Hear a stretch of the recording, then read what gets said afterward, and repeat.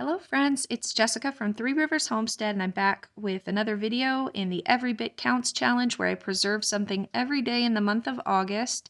And as you can see, the jars are beginning to accumulate on my counters. In this video, I'm going to go through several canning projects that we did here over the course of 3 days. And we're also going to do a bulk Azure Standard haul. I'm going to show you everything that we bought this month. And I'm going to give you a cellar tour update. So let's go ahead and get started. The garden is an absolute jungle right now, which is wonderful. We are harvesting baskets full of fresh produce. We haven't really needed to buy produce from the store for fresh eating. And now we're at the point where we're getting enough for preserving projects, which is, it's August. That's why we're doing the Every Bit Counts challenge right now. But I grabbed my 3 little boys and we decided to pull the rest of the spring sown carrots out of this bed because I need the bed for planting more fall crops. And I've been harvesting the larger carrots out of this bed for fresh eating over the last month. And these were just kind of the stragglers that were left, some of the smaller carrots that I was leaving in the hopes that maybe they would get a little bigger once we pulled some of the crowding out. And this is what we got. I have 3 beds of carrots that were sown for fall that we'll use for storage. These will just preserve for fresh eating in the fridge here, and we'll have these over the next month or so. I'll keep them crisp in the fridge, and we'll have these for snacking and things. But I do want to can some carrots. Now, I never can my homegrown carrots. If you've tasted a homegrown carrot and a canned carrot, you might know why. Homegrown carrots like this that are fresh out of the ground are so sweet and delicious and amazing that I don't want to waste that flavor by canning it because the canning process really does change the flavor. Now I have all of these carrot tops here. Sometimes I preserve carrot tops if we're low on parsley in the garden, but we have enough parsley that those carrot tops are just going to go to the animals. So as I mentioned, I don't like to can my homegrown carrots because canning really does change the taste a lot. And so if I want to can some carrots, I will purchase them in bulk. And if you saw my last video, I had purchased bulk carrots from Azure Standard for the beef stew that I canned up. And I have the rest of this bag left, so I decided to get them peeled and do a batch of these, get these canned just as plain canned carrots. So how I can carrots is obviously I peel them as I showed you, and then I just cut them up into these little carrot chunks and stuff them raw into my jars, and we're just going to raw pack these. And they will be cooked through the canning process. And when I'm done, I can open the jars and drain out the carrot broth, use that for soups, and then I can use the carrots in a soup, in a stew. I do use them a lot for baking. I have a carrot souffle recipe that I use these cooked carrots for, carrot muffins and things like that. But canned carrots really do kind of have a distinct flavor. They don't taste like fresh carrots, which is why I'm using store-bought carrots for this purpose. The carrots that I sowed for fall that we harvest this fall will be saved for fresh eating also. Getting those air bubbles out of the jars here, and we're getting the lids on top. These are my 4 jars canning lids. If you would like 10% off your canning lids, check out the link in the description. After we get the rings on these are going to go in the pressure canner and they are going to process for 25 minutes. And it really is that simple. And as I mentioned, when we're done and we get these jars out of the canner, we will have cooked carrots that are shelf stable that we can use for quick meals, quick soups, and quick baking. At the end of my last video in the Every Bit Counts challenge, I showed you how I was canning beef stew, and I had all of these bones and meat that were left over from the roasts I use to can that stew. I added them to a roaster with water and some frozen celery greens. I also found this container of a seasoning blend. It has been in my pantry for forever, and I'm like, today is the day I'm going to get rid of this. It has some garlic, rosemary, and salt. So I just decided to add this to those celery greens and the bones and the meat scraps and just get this in the roaster. We're also going to add some bay leaves. We're going to turn this on about 250 to 275 degrees and just let it simmer for the next 24 hours.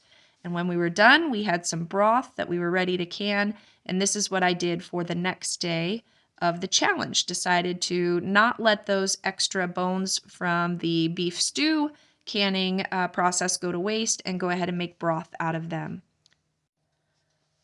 Broth also, since it's a low acid food, needs to be pressure canned. These will go in the pressure canner and be processed for 25 minutes. And when we're done, we will have 11 quarts here of wonderful, delicious beef broth to use all winter long in our soups or in our rice and anywhere else. We're just going to wipe those greasy rims and get them in the canner.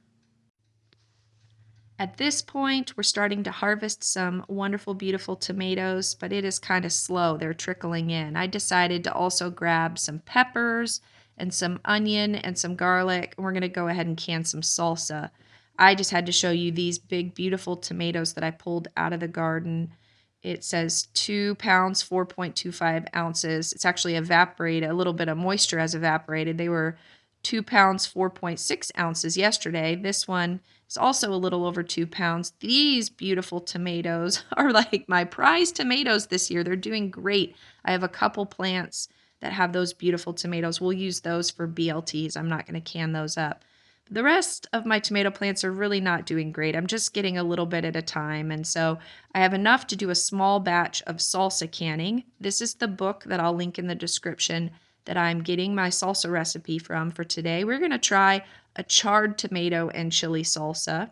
I'm starting by taking my tomatoes and I'm halving them and coring them, and we're going to weigh these out because the recipe calls for 8 pounds of tomatoes.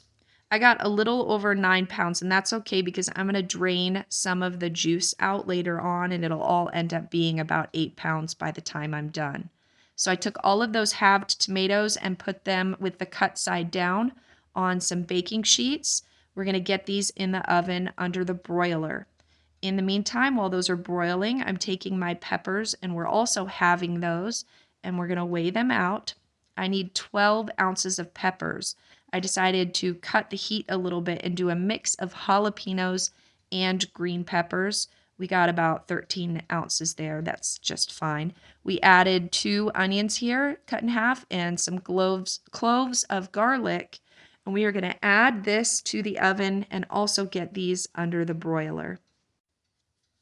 Roasting these gives them a little bit more flavor, and I'm hoping that this will be a delicious salsa. This is the first time I've used this particular recipe. So this is what my tomatoes looked like coming out of the roaster. They smell amazing, such a strong tomato flavor. And what we're going to need to do to get these ready for salsa is just pull these blackened peels off, and they really do come off fairly easily. Now that all the peels are off, I have a pot here. I pulled most of the tomatoes out, and this is where that extra ounce of weight will come from. I'm just draining that extra juice out because I don't want my salsa that watery, and I was hoping that pulling some of that out would help. Now we're going to blend up those tomatoes, but I don't want them into a straight puree. I do want some chunks there, so I'm using the immersion blender and just kind of hitting the chunks a little bit. Here is what the rest of the vegetables look like coming out of the oven. You can see that I left the skins on the garlic, and that's because once you roast them, they just pop right out of the skins. It was much easier to pull those skins off now versus before roasting. So we also need to blend these up. I'm going to add them to my blender here, and we're going to mix them all together, and we're going to chop these a little more finely because I don't want a big chunk of jalapeno as I take a bite of my salsa. So we got that mixed up. We're going to add the the pepper, onion, and garlic mixture to the tomato mixture. And we're going to get that all mixed together. It's starting to smell amazing. Don't breathe in those jalapeno pepper fumes as you stand over the blender. You will definitely find yourself coughing if you do that. Now I'm adding 1 cup of vinegar, of 5% vinegar to that. You could use apple cider or whatever kind of vinegar that you like. Next, we're going to add some salt. You just want to salt this to taste however you like it. And then I'm adding 1/4 cup of sugar. That helps cut the heat a little bit and sweetens it up. From there, we're going to get these into our pint jars. And this, because it is a high acid food, since we added the vinegar, we can safely water bath can this, and it will process for 15 minutes in that water bath. We're going to get our 4 jars lids on. Once again, check the link in the description to get 10% off your lids. And I'm really excited about this. I typically can salsa just for recipes. Anytime I'm making like a chicken and I want to marinate it in a salsa, or I need to add a jar of salsa to, some rice for a meal or something like that, that's what I use my home canned salsa for. My kids typically much prefer store-bought salsa for the taste. And if you've ever canned salsa, you might know why. The canning process cooks the salsa, and it definitely tastes different coming out of the jar as it does right now when it's fresh. My kids absolutely loved it at this point, and we'll see. Since I roasted it, this flavor is so amazing. I'm hoping that when we open jars that maybe they will like it for snacking over the winter. It does, for our family, take a whole lot of salsa for me to preserve an entire year's worth, so I don't mind purchasing some salsa from the store and using the tomatoes that I grow from the garden for other purposes. I try to can all of our paste and our tomato juice and tomato sauce for pasta with tomatoes from the garden. And I just do a little bit of salsa every year, as I mentioned, for the rare occasion that a cooking recipe will call for some salsa. A quick update on that freeze dryer project with the tomatoes from last week. They were finally done. It took 60 hours because I didn't pre-freeze and my kitchen was so hot. So lesson learned that I will always pre-freeze. There was a lot of moisture to remove from that tomato puree, but it did make a wonderful tomato powder. Very excited about that. I just think next time if I pre-freeze and make sure I have a fan blowing on the freeze dryer, it won't take as long to get that dried up. So there you go. That was the next 3 days worth of canning projects in the Every Bit Counts challenge. I'm going to show you an Azure Standard haul next that we picked up this week. That is where we purchase things like the carrots that I mentioned for this and a lot of our groceries that go into the pantry. And then after I'm done with the Azure Standard haul, I'm going to show you where we're at with the Cellar project. All of these canning jars are going to be moving downstairs into the cellar that we're currently working on finishing, and I haven't updated you guys on the progress that we've made. So let's go ahead and get to the haul. We are on our way to pick up this month's Azure Standard order. Are you ready to go, Grace? Yep. All right. Yeah. We'll see you when we get back. Okay. All loaded up, and I'll show you the frozen things that we got first. We had to unload those from the car, and then we got all the dried goods inside the house later. All right, I will start with the frozen stuff. The first thing we got here, these are hash browns, and I just bought these for quick breakfast over the next month or so. Typically, one breakfast will use 2 bags of these potatoes for us, and I think there's 12. So that's 6 breakfasts worth of hash browns. I use these a lot in like a breakfast casserole, or sometimes we just have them fried with eggs and maybe bacon or something, and it's just easier than having to cube up our homegrown potatoes to just have these ready to go. So we're going to need quick meals here in the month of August. I'm going to be so busy canning, so I thought that it would be nice to have some of these. And then speaking of canning, I bought these whole cranberry bags. These are what I do to can cranberry juice, and I'm actually, I think, out of cranberry juice as of right now. So I thought I would just go ahead and make that one of my canning projects this month and go ahead and get a bunch of juice canned up. And then these are also for canning. These are 2 bags of organic mixed vegetables. And the reason why I buy these is there is a tomato vegetable soup that I like to can from our homegrown tomatoes, and it's just easier to use these veggies in that soup when I can it up. And also there's a chicken pot pie that I like to, like a chicken pot pie filling that I like to can up. And I'll use this vegetable mix in it when we do some chicken butchering here soon. When I can up that meat and broth, I'll add these veggies to it for future chicken pot pies. So these are just, it's convenience food, but it is for home canning purposes because I can't grow anything. I can't grow cranberries here. And while I could grow all the peas and green beans and corn and carrots in here, I go ahead and can our homegrown stuff up in other ways and go ahead and buy this to can up the soup mixes that I want to make with some of our other homegrown ingredients. So, all right, that is what we got frozen. Let's go ahead and do the other items. All right, here is our order here, all laid out on the dining room table. Everything that wasn't frozen that I already showed you. And I guess we'll go ahead and start down here. So we got 25 pounds of organic rolled oats. And then we also got 25 pounds of oat groats. So you may not know the difference between those two items. Oat groats are the whole oat seed as it comes off the plant. And then what they do is they kind of flatten them out and roll them out to make oatmeal, rolled oats that you would use for oatmeal. So these are what we use for oatmeal breakfast and granola. And then this is what I use to grind down into oat flour for baking. And these, you can also use them kind of like steel cut oats if you wanted to kind of break them up, and you can make a steel cut oat out of them. But we mostly use them for oat flour. You can't run rolled oats through your grain mill or it'll gunk it up a little bit. So if you're going to make oat flour, you have to have the groats. So that's why I have those two different kinds of oats. Over here we also have 25 pounds of buckwheat groats. Same idea as the oat groats. This is kind of the seed from the buckwheat plant.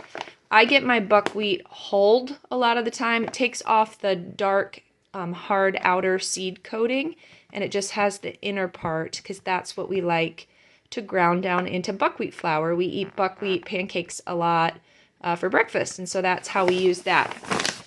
And then over here in this corner, I just got, how many pounds was this? I think 10 pounds of organic grapefruit. I love Ezure's grapefruit. It's one of the few produce items that I actually get from Ezure because I can't source organic citrus really anywhere here locally. And so if I want that, I will get it as a treat from Ezure, usually when it's just on sale. So another produce item that I will often get from Ezure are the juice carrots. They're a really good price. This was 25 pounds. All right, down here we got 5 pounds of allergy-free white chocolate chips, just for baking. Speaking of baking, 4 packages of these baking cups for muffins. I'm almost out. We got 10 pounds here of organic raisins, just for the kids for snacking, and 10 pounds of chocolate chips. These are a new one.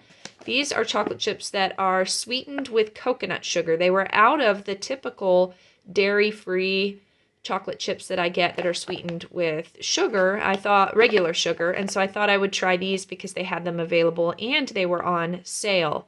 So we're going to try these, see how we like them. Hopefully we do, because I did buy 2 packages, and I think I've mentioned this is a quarterly order, so I needed enough chocolate chips to get us through before the next order. Okay, down here I have a bunch of loose teas. I pretty much exclusively drink loose leaf tea, and these are just some new varieties for me to try. I'm trying to get out of my rut of just drinking boring, plain old green tea, so I thought I'd get some different kinds. I'm really excited about this one. It's from Mountain Rose Herbs. It has chocolate, rose petals, orange peel, vanilla, cinnamon. That just sounds like a really delicious tea to kind of have at the end of the day to unwind, so I'm excited about that. I got some plain oolong for Adam because that's his favorite kind of tea. This is kind of like an Earl Grey tea. It has lavender in it too, so I got that. And then this Warm Hugs one. This is another one that just sounded really relaxing. It's peppermint, cinnamon, and chamomile. So I thought that one would be nice kind of at the end of the day. Of course, I always get our throat coat tea. This is our favorite kind of tea for when children have sore throats and upper respiratory issues. We will all drink that. This was just a fun purchase. I got some beeswax candles just to have around the house.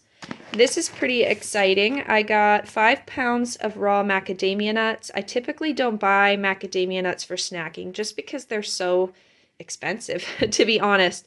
But I have some dairy-free cheese making that I would like to do. And the dairy-free mozzarella recipe that I found calls for raw macadamia nuts. So I'm going to be experimenting with these. Azure is the cheapest place I can find to get raw macadamia nuts, so I was excited to purchase them, but it still is a big splurge even to buy them from Azure. So I'm hoping that the dairy-free cheese turns out and this isn't a huge waste. We have 10 pounds of organic popcorn. Usually I get the big 25-pound bag, but I know I have about a third of a big 5-gallon bucket full of popcorn. That'll probably get us through the next couple months, but I knew we would run out before my next quarterly order, but I didn't need a full 25-pound bag or else it wouldn't fit in the bucket. So I just went ahead and got 10 pounds just to hold us through until my next order. Next, we're having our apple juice infused 5 pounds of those dried cranberries. We use these in all sorts of things, granola, broccoli salad, on the top of regular salads. And we are just about out, so just replenishing that. I have 10 pounds here of cassava flour. This is my favorite gluten-free baking flour. There are a lot of recipes I have. I know of a brownie recipe specifically that I'm thinking of, that if I sub 1 for 1, the cassava flour for regular wheat flour, you can't even taste a difference. It tastes just like a gluten-filled brownie. So that's why I got that. Down here we have Montreal steak seasoning. We've been grilling a lot of meat this summer, so I always keep that in. We pretty much put this on everything: grilled chicken legs, grilled steaks, pork chops, even put it in our hamburger patties. We love that seasoning blend. Maybe one day I'll make my own version of this, but for now it just saves me time to go ahead and buy it. We were almost out of nutmeg. I needed some paprika, so we went ahead and did that. We're also almost out of cacao powder, so just a little package. What is this? 16 ounces, so just a pound of that. And then I got 12 jars of sunflower seed butter. If you're new here, my son has an anaphylactic peanut allergy as well as an anaphylactic dairy allergy, hence the dairy-free cheese that we're working on making. But this is what we use in place of peanut butter.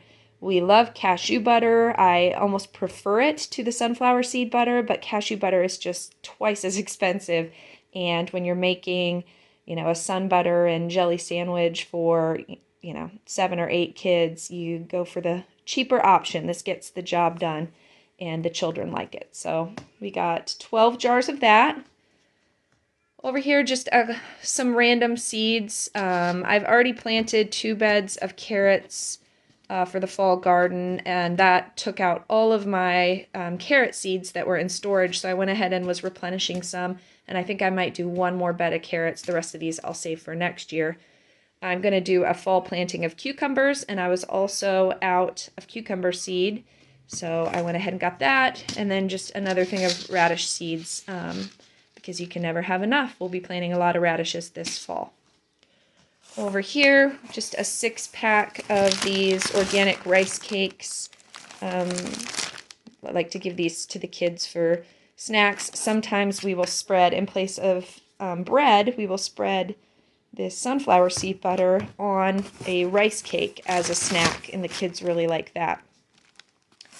Over here, Azure has started carrying canning jars, and so I got 1 each of the wide mouth and regular mouth quart-sized jars. We're going to try those out. I also got 1 package of the pint-sized jars. And so we're in canning season and I can never have enough jars, and since I was placing an order, I just went ahead and got some of those to try. Over here I got 2 cases of spaghetti. This is gluten-filled spaghetti, so it's not for me, it's for the rest of the family. Typically I buy the big bulk bags of it, but they were out of that, and there was a good price on this brand, and so I just went ahead and got stocked up. I'm working on getting my root cellar completed, and once I move everything down there, we're going to have a whole lot more room for food storage. And since I only do a quarterly order from Azure, I would like to just get stocked up so that I don't run out of anything. And so that was my thinking in getting 2 boxes of those. And then I think finally, I think this is my last item here, just 25 pounds of organic cane sugar. And that's just to fill, my bucket is about a quarter of the way full.